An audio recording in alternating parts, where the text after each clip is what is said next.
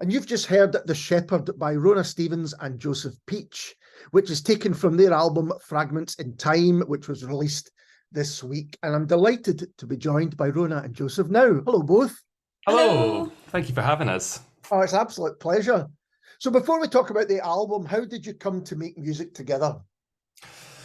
I guess that's kind of a long story spanning quite a few years. Rhona and I actually met when we were in high school. We both studied at the National Centre for Excellence in Traditional Music up in Plockton. And so I guess we were there for at the same time, and then kind of life took us in different directions for quite a while. And then just right at the start of 2020, Rhona and I moved into a flat together. My flatmate had moved out and Rhona had taken his room, sort of thing. And then I guess it was, what was it, like 3 weeks later? Lockdown happened, and we were like, oh, this is happening now. And I guess kind of in the weeks that followed, you know, there was all of the stages of madness in early lockdown of kind of climbing the walls and just being like, what on earth is going on, sort of thing. And then I guess kind of a few weeks in, we just kind of went into the studio together with a song, and I think it's important to also point out, like, we went to a trad music school in the middle of nowhere, but then, as Joe says, we kind of went our separate ways for years. So, you know, like 8 years or something like that, and then we did extremely different things with like our music making, and so when lockdown kind of came to be, we had about 8 years to catch up on, because we we knew of each other. We were in the same school, we were in a boarding environment. It was really intense, but we didn't actually become pals during that time, if that makes sense. So it was kind of starting from scratch with this understanding that we both had a real deep root in traditional music. So it was kind of interesting to even like broach the subject of what would it look like if we made music together, because I was really exploring more like sort of indie style songwriting, and Joe's doing loads and loads of instrumental kind of folk trad stuff. But yeah, as Joe says, we went down to the studio, which was a loophole for us. Obviously the restrictions were so strict on what you could and couldn't do. I mean, you couldn't even sit on a park bench. But I was lucky to be kind of renting a kind of wee basement in the south side that 4 of us kind of used as a little kind of production studio and rehearsal space, sort of thing. And because we could kind of go there without seeing anyone, and it was close enough to the house, it was totally allowed within all of the different types of restrictions that happened over all of that time. So yeah, so we went from, like, because we were working and living and like hanging out in our living room essentially, so we needed somewhere else to go. By this point we'd identified that we got along quite well, so that was good. So we went to the studio, and I think just we kind of messed around for quite a long time. Yeah, I mean, the album that's just released, that's maybe the 4th version of some of these songs. Like, I think it started life as a very, like, surrounding the lyrics, it was very kind of based on samples and electronic sounds. A lot of tongue-in-cheek like stuff, like a hell of a lot of time was spent in that studio, like drinking cans and like messing around with synths, and just kind of seeing what happened. And eventually something more serious happened, and we were like, oh well, maybe we could set this to this Violet Jacob poem. Yeah, I think the actual project concept was born out of a conversation we had in our living room, like drinking some Bollinger champagne. We're like, oh, well, you know, like I've gone off and done really different things. It would be lovely whilst there's this time to kind of like go back to exploring like Scots singing, because that's something I really, really, really enjoyed. For its well, the way I relate to Scots song is I think that you can really step into like characters and become the story. I think that's what I liked about it. And then for yourself, you were talking about how you wanted to explore more synthesized sound and samples and creating soundscapes as opposed to a kind of a role as an accompanist. Yeah, exactly. Yeah, so that's how it began. So is the studio where I've seen the video for Luck of the Hill, is that where that's filmed? So no, that was actually filmed, and most of the final recording of the album happened where we're sitting now, which is kind of at the bottom end of the living room of our flat. That's kind of how I imagined it. But then just as you were saying that, I wondered, because you've got quite a bit of equipment there. I mean, I can understand now how you managed to do it at home. So so the studio was a funny one. That was where we were working until, I don't know if you remember, in like late summer 2021, we just had a day of like absolutely biblical rain. Right. And the studio, being a basement, just kind of filled up with water. So we got a phone call from our neighbours who are like, "You've got to come right now. There's a foot of water in our basement, so your basement's probably going to be the same." So we were actually at our local vaccination centre in the mosque, just south of the river, getting our third vaccine, and we'd just been vaccinated. We were sitting on our chairs waiting to go, and we got this call being like, the studio's flooded. There's like probably up north of 100 grand worth of gear floating right now. Joe's brand new Yamaha was in the water. So we had a very emergency decant the studio afternoon, and thankfully some strong neighbours came and lifted the piano onto some bricks, so it was out of the water. And then the studio migrated to everyone's living rooms. So I know that everyone else kind of did the same thing. They just kind of made home studio setups. So, but it's important to note that we had a full album length demo sketched out by this point. So we had the space to make that happen, at least, to get it into some sort of shape. Yeah. So tell us about the album itself. I know you've mentioned Violet Jacob, and her work is an inspiration to it, isn't it, behind it? Yeah, so all of the songs on the album, there's 7 songs and kind of 5 more instrumental kind of linking tracks. All of the songs are settings of poetry by Violet Jacob, who was a Scots writer, kind of active at the late half of the 19th century into the 20th century.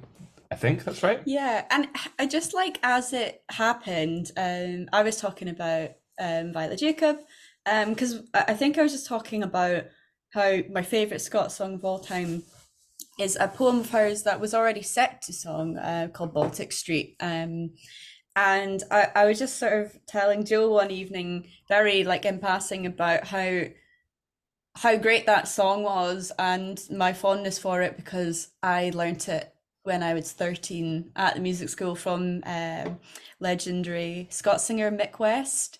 Right. He was my tutor, and I think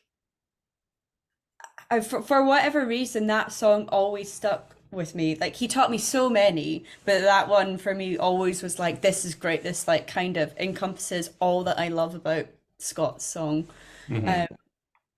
Yeah, and Joe happened to have a book of Violet Jacob poems, so it kind of was like, yeah, let's make these our kind of through line for making something. So that's the songs, I guess. That's where they came from, and most of them haven't been set to song before, and are melodies that either Rhona's written or we've kind of come up with together, sort of thing. I think there's 2 songs on there. One of them, Baltic Street, we wrote a new melody for, and the other one, which already exists and has existed as a song for a very long time, is The Wild Geese, I think also known as Norland Wind. That's... I think Jim Reid wrote the melody to that. And we've kept it. Yeah. I mean, like, it's a slight reinterpretation. I haven't done exactly the same melody, but it's the essence of that. It's a classic. Yeah, it's great. And the first song we started on for this album was Luck of the Hill, which is one of the reasons why we chose it as a single for the album. and it's quite nice because this the Lurk of the Hill melody was something that I just went away and did like years before the project, years before like living with Joe, or just something like I sat at my kitchen table at my family's house and just thought this would be quite nice, like as a exercise to set a poem to song, instead of just like writing a song. And so really like the melody of that, like I still have the original voice recording and things, it kind of stayed. Yeah. The only thing was that I had written it, and originally it was me accompanying myself on guitar, and it was very like major. So we kind of chilled it out to kind of match the mood of the rest of the record. Yeah. And I guess like kind of sonically more widely across the album, it's ended up being a bit of a smorgasbord of a lot of different interests of ours. I think like there's certainly, it has a folky element to it, but I think particularly with the addition of a kind of string quartet throughout most of it, that's kind of allowed us to lean into some I don't know, some other areas of production and harmony that we're interested in. Yeah, I've mentioned Scots quite a lot because obviously we've used a Scots poet's words and we've kept that verbatim. So that's why some of the songs are a bit unusual in how the phrases are structured, because we haven't rewritten her words at all. But neither of us consider it a trad album at all. It's not that. It happens to be in Scots. I don't even know if we'd consider it folk. Maybe in a broad way. But that's something really important to both of us. And that's enabled us with that kind of thing in mind, of it not being a trad album and maybe being a broadly folk thing, allowed us to incorporate, a whole bunch of stuff, a whole bunch of other things. Yeah. Because I was going to ask you how you would describe it, because you see, I was thinking, well, in the broadest sense, you could say folk because of the source material, a poet and also a kind of rural poet and written songs as well. But that only scratches the surface to what's going on, really. There's so much more going on, and people really have to, and even just the two songs that we're going to play, Played the Shepherd and Lurk of the Hill, there's more than that going on. That's only giving you a slight taste. You said that you picked Lurk of the Hill because it was kind of the first track that you maybe had that would work for this project. How did you choose the Shepherd as the second? And is it a difficult thing to choose singles off an album? I think so. Well, we went round and round for quite a long time on which ones were going to be the singles, I think. I think the kind of criteria for us in choosing was what we feel kind of in like a little 3.5 minute-ish chunk encapsulates all of the themes and ideas across the record, but then it's also quite accessible. So for example, the first song that you'll hear when the album is out is called Craigle Woods. That's really quite dense, like in terms of like language. It's quite Scots. Whereas like the Shepherd, like to anyone, you'd be like, oh yeah, that's just in English. And, like, fair enough. Like, it is more accessible on the ear. I think also we just wanted a variety. The Lurk of the Hill is really, really heavily arranged. There's loads and loads going on. It's nice to also have something that's just quite gentle and heartfelt. Because we spent so long making this record, we've obviously gone through loads of different things in life. It's nice to have it not all just being like full on, just having something a bit calmer as well in there, a bit more reflective. It's nice. So they're kind of gateway singles into the rest of the album. What's interesting to me is how well, I guess I shouldn't be surprised at this, but how well it works as an album as a whole. It's a full thing, but again, probably because you've got this kind of single inspiration, that's partly the reason behind it. Yeah, and I think.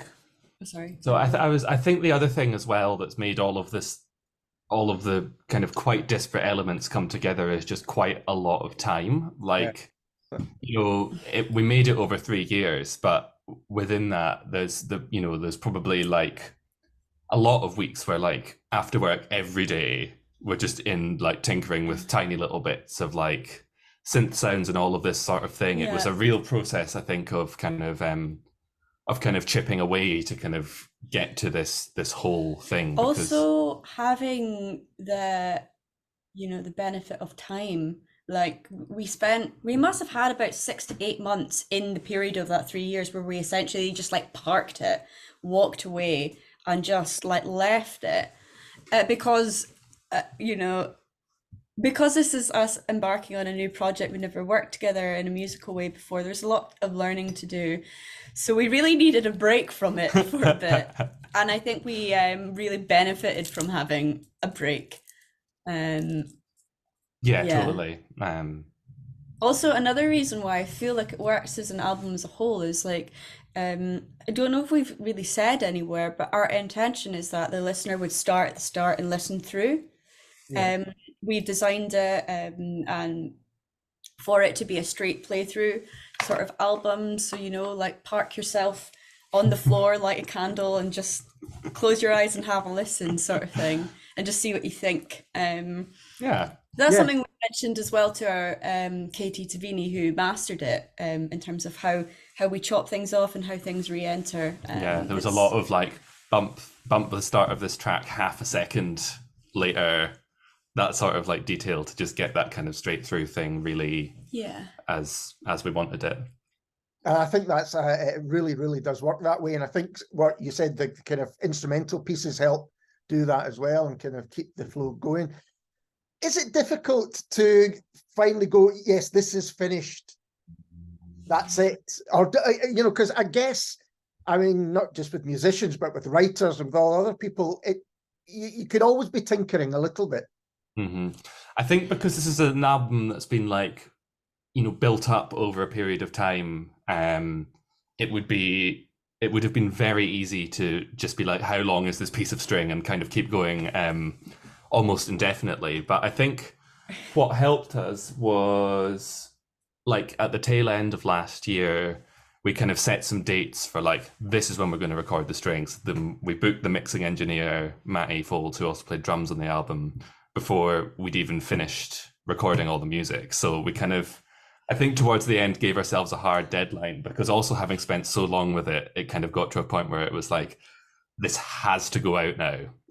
So we had 3 years, and then inevitably, as it kind of always goes, we had like we've got no time. We've had 3 years, but we have no time. So it's really having it out now is a really, I don't know, it's wonderful. It feels like quite a big moment because it's been with us for so long and so much gone into it. Yeah. It'll be so nice for us as well to like be able to move on, and for people to stop hearing us talking about there's a project coming. I know it's been a lot of our crack for our pals for the past few while. I think it's been like, this is what we're up to. And like friends who've gotten friends and musicians who've gotten involved. Obviously, we'd talk to them about it like before.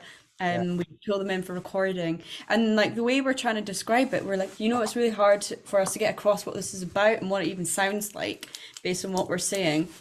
And then we'd send them the demo or like the the rough sketch of what they'd be recording to, and then generally the feedback was across the board, oh, that's totally not what I was thinking I would hear.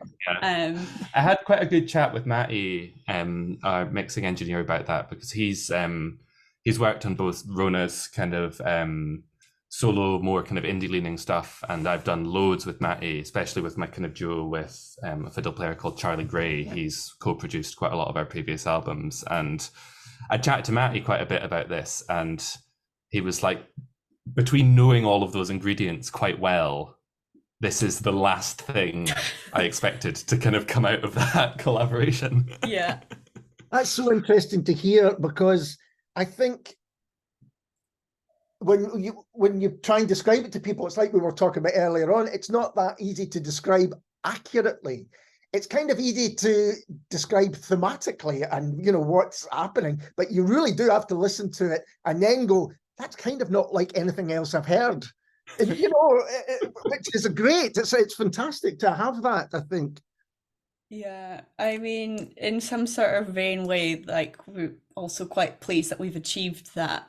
I think Yeah, it's quite satisfying. it is quite nice because it's like I think well, yeah, it's you know, I mean, we put so much care and thought and love into it. Like it's really nice that like we feel that we've made something that sounds kind of unique because Yeah. it was made in a bizarre sort of landscape and Yeah, a mad time in life. a mad time in life, but then like yeah, I don't know. I think it's quite nice that it feels like it is a truly unique piece of creativity that we absolutely would never have time for had Yeah. it not been within like a pandemic like landscape. Yeah, I mean, that in itself is an interesting backdrop to the whole thing. Yeah. And the fact that when, you know, you moved in, Rhona, in such a short space of time, thank goodness you got along. I mean, this. I mean, it would have been tatties over the side otherwise, I think. Like. Yeah, well, it's kind of crazy that we became as fast friends as we did. And then given all our creative differences, like managed to find middle ground. And I think that was only just because we'd built such a strong friendship, you know, and trust very, very quickly that we managed to make this kind of weird and wonderful project happen. And are you going to play these songs live? Are there any plans to do that? We are. It's because it's quite a big band. There's probably I think we've figured out that to do it live, we'd need at least 13 or 14 musicians. Yeah. So we're hoping to maybe do a kind of one-off performance early next year, but that's still kind of too much under discussion to have any firm news. But do keep an eye out for that. It would be a really special thing, I think, to be able to perform it live. Yeah. It really would be, I think, absolutely. And sorry, Rhona. No, it'd just be that it would be such a joy, just like a one night wonder sort of thing. We have a conversation on the go, but it's not confirmed. So keep fingers crossed. You know more. I will keep a lookout for all news. And you mentioned earlier on about moving on, new projects. What are you both up to then? If you can tell us? So we've got a few plans, kind of collaborative plans, kind of that are taking shape at the moment. I think we're probably going to look to release some more music collaboratively, hopefully by the end of the year. Hopefully it won't be another 3 years before the next thing. It absolutely won't. Now that we've figured out how to do it and we're up and running, we've got a great studio set up here at the house. So I think there's just going to be loads of that kind of like on the boil, but I imagine I think what suits us both is just kind of keeping things under wraps until it's done, and then just like launching it out. But hopefully, as Joe says, the turnaround will be a lot quicker. Anything less than 3 years is a victory, I think. Well, both of you, thank you so much for taking the time to have a chat with me, and all the very best with the album, which I think is fantastic. Thanks very much, and thank you for having us. Yeah, great to chat to you. It's an absolute pleasure. And this is Rhona Stevens and Joseph Peach and Luck o' the Hill.